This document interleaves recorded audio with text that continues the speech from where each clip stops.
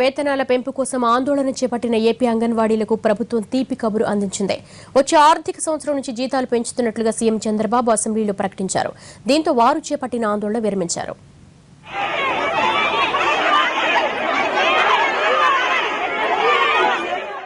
అంగన్వాడీలకు మంత్రివర్గ ఉపసంఘం ఇచ్చిన సిఫార్సుల మేరకు వారికి వేతనాలు పెంచుతున్నట్లు ఏపీ సీఎం చంద్రబాబు అసెంబ్లీలో ప్రకటించారు. వచ్చే బడ్జెట్ నుంచి పెంచిన జీతాలిస్తామని స్పష్టం చేశారు బాబు. అంగన్వాడీ వర్కర్లకు 4,200 నుంచి 7,000, హెల్పర్లకు 4,500కు పెంచుతున్నట్టు ప్రకటించారు సీఎం.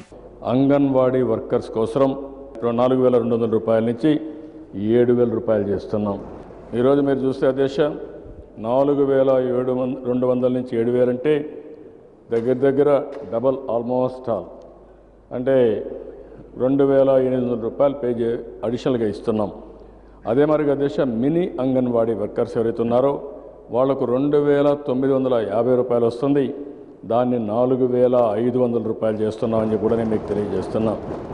అదే మరి అధ్యక్ష అంగన్వాడీ హెల్పర్స్ ఉన్నారు, వాళ్లకు 2,200 వస్తుంది, వాళ్లకు 4,500 రూపాయలు చేస్తున్నాను కూడా మీకు. చంద్రబాబు అసెంబ్లీ సాక్షిగా చేసిన ప్రకటనతో అంగన్వాడీలు కుదుటపడ్డారు. తాత్కాలికంగా ఆందోళన విరమించాలని నిర్ణయించారు. మేము కోరేది ఏమిటంటే ఈ ఆందోళన తాత్కాలికంగా మేము విరమిస్తాము.